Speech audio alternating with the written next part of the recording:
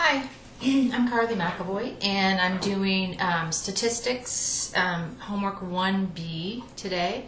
And we just talked about in the previous video, about statistics being discrete or continuous. And so this just picks up from there again and asks you to decide if something is discrete or continuous.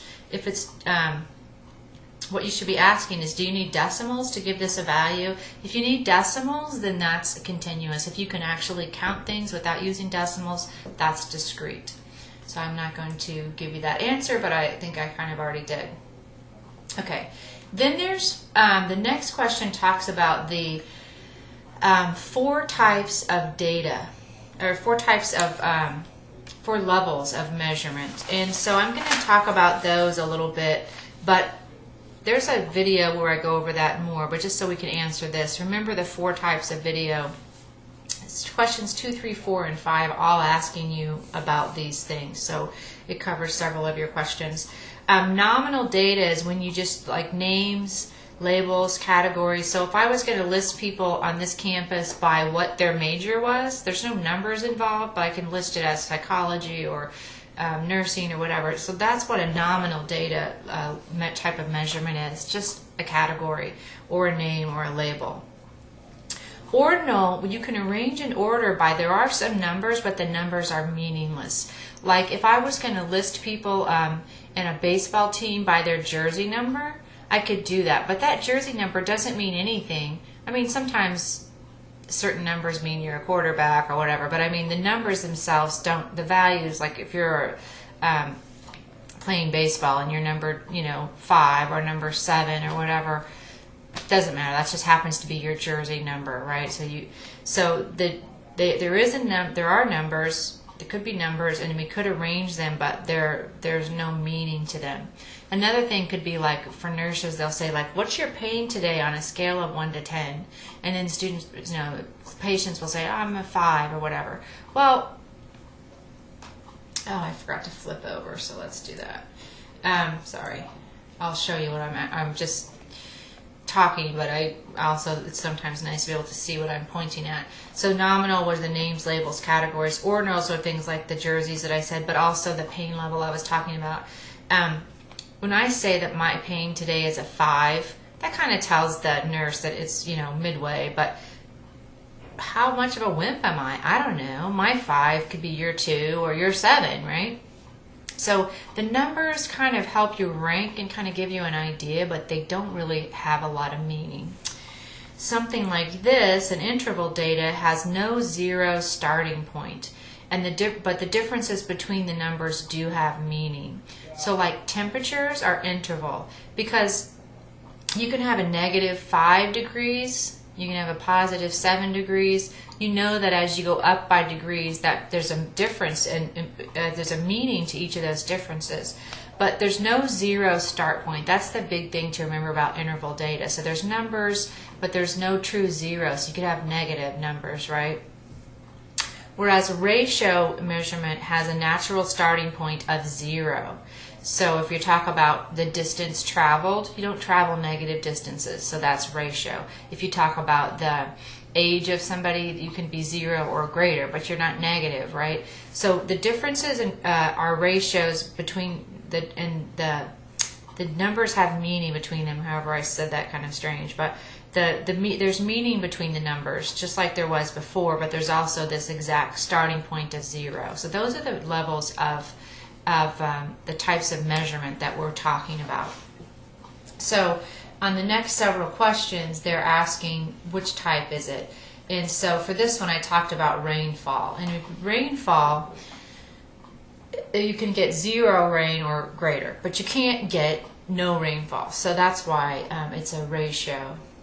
The next one, ranking of musicians. Well, you can rank them maybe by somebody said, oh, he's first, second, and third. But because between first and third may be a huge gap of ability, whereas 2 and 3 may be almost the same. So those numbers are meaningless as far as what does that mean? Does that mean you're 5 times better if he's number 1 and you're number 5 or whatever? So we can rank them, but it doesn't have any meaning. So it's ordinal.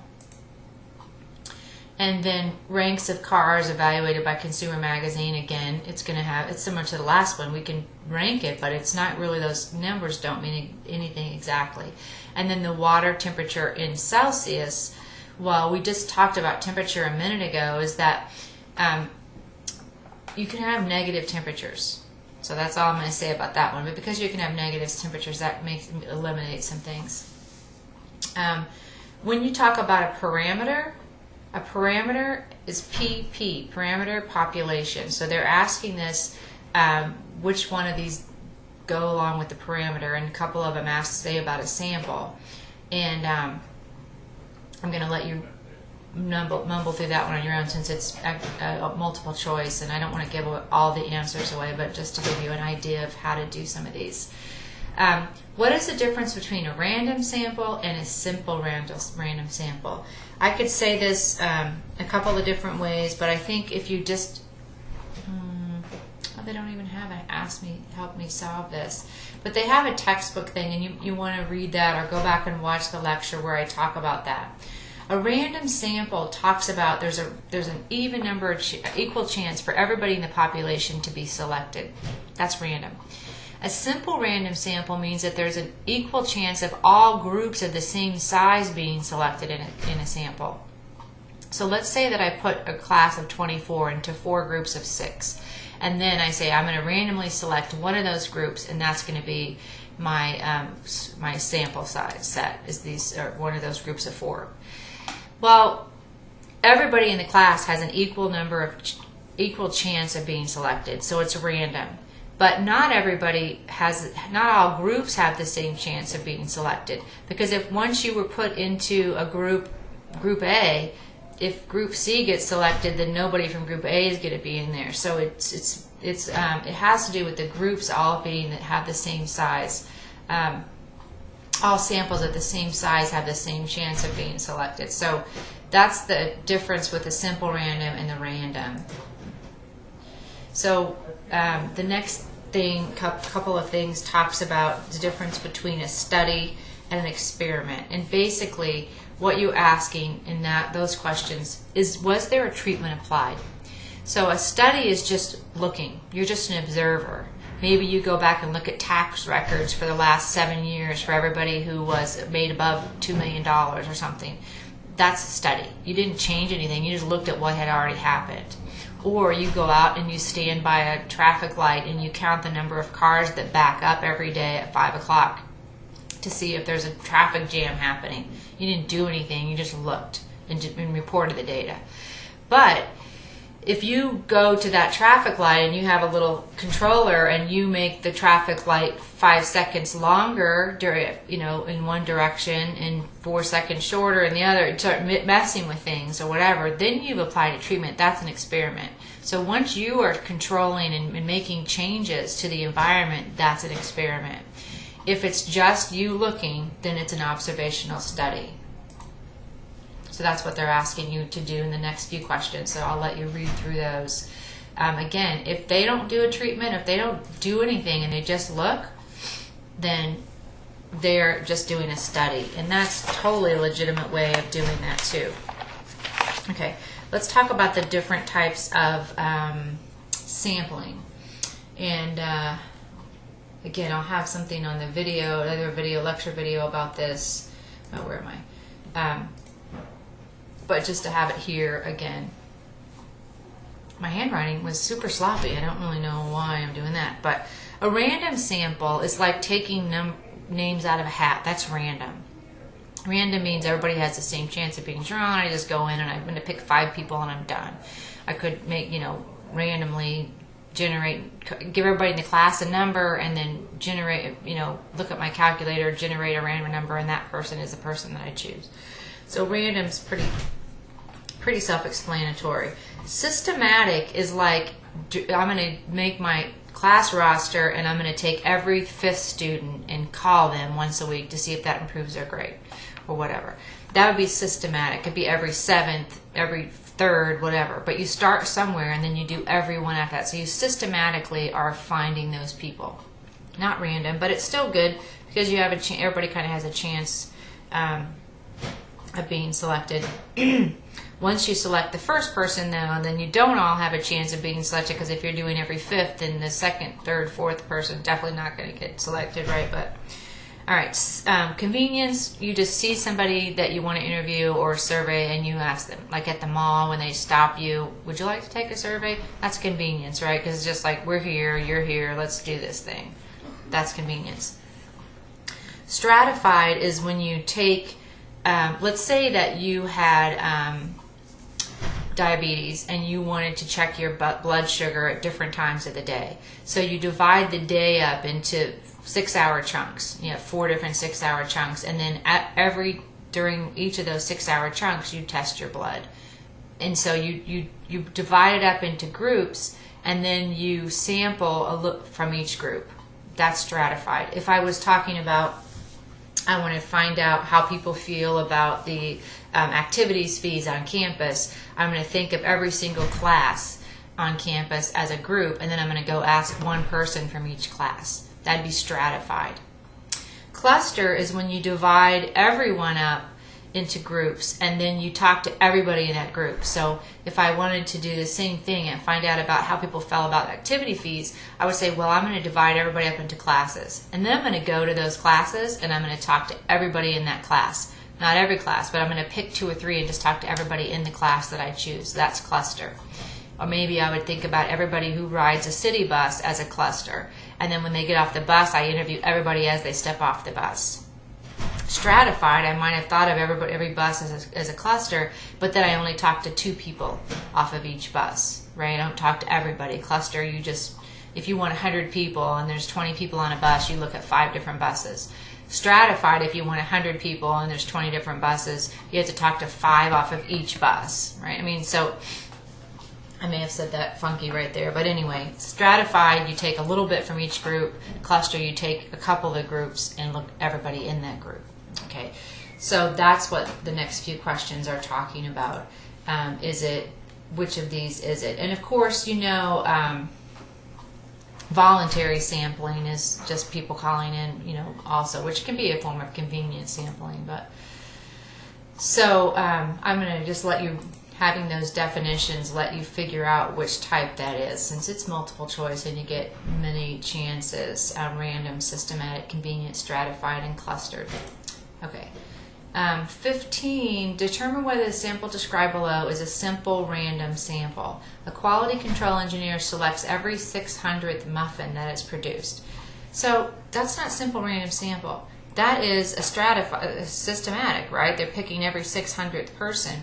And it means that not everybody has the same chance of being selected, because once that first one's chosen, maybe they're starting at 0, but okay, 6,000, 12,000, those are the only ones that get a chance to be selected. So it's not simple random, because all groups of the same size are not have an equal chance of being that. And then you go through another one, and they all are random, so yours may be different than mine. But if it's a simple random sample, this one was, it's because every sample of size 600 has the same chance of being selected. That's the whole thing. A simple random sample, SRS, means that all sample sizes of that all have the equal chance of being selected. Okay. It's terminology. You have to get used to it. I don't want to give you too many answers here. So this one, number 17, is asking the same type of thing. They give you a scenario and they ask you, does this result in a simple random sample? You'll play with that. You'll get good at it. And then they talk about, this one I had gone through because I wanted to show you that it is possible to be random sample but not be simple random sample. Handler loads one item every 5 minutes, so 480 items are completed in her first week of work. Her manager checks her work by randomly selecting a day of the week, then reviewing all the items she completed that day. Does the sampling plan result in a random sample? Everybody has a chance. Every day has a chance of being selected, and every event isn't one in those days. So yeah, everything has a chance of being selected, yes. But the second half, is it a simple random sample? No, because once she grouped them by day, something you did midway in day 1 could never be grouped with something you did midday in day 4. You forced a group. That means that the groups are not going to be random once you force them into groups. So it is a random sample, but it's not a simple random sample. And then the last couple of questions, I think, are talking about cross-sectional studies, retrospective studies, and prospective studies. And those aren't too complicated to talk about. I think I wrote something down here in my other, like, really sloppy. I will try to do a little better on this in the future. But cross-sectional study means that you're looking at something in one point in time. We bring everybody in and we take their heart rates and see what their heart rates are today. I mean, that could be one thing. Retrospective means that you go back and you look at data from previous parts of retrospect. I mean, that kind of makes sense, right? Data collected from records or from something that happened in the past, right? And then prospective studies are what's going to be happening in the future. So maybe we get a bunch of babies together and we are going to watch them over the next 10 years to see what happens to them, you know, academically or something. So that's going to be a prospective study because we are looking to we're starting the study and we're going to look at data in the future. So those are three types of studies that we could do. And so that one asked about that, and number 20 also, number 20 and 21 might go back to talking about, is it a study or an experiment? And again, if it's an experiment, it means that there was a treatment applied and then we see it, did we make a difference? We did something to this environment and did we make a change in that environment? So that's an experiment. A study would just be, we just looked, we didn't dabble. So the last one talks about either simple random or random sample or something like that. So I'll let you read those because I think you have the definition for that. These first homework assignments, I am going pretty fast. There's not a lot of not a lot of math involved. It's vocabulary, which has to do with the math. But if you feel like I went too fast, then go back and watch the video where I talk about these concepts in a little slower, and also read the book via the textbook, via the site or whatever, and get yourself up to speed on these concepts. But I think you'll be able to do it without too much trouble. Have a fantastic day. I'll see you next time.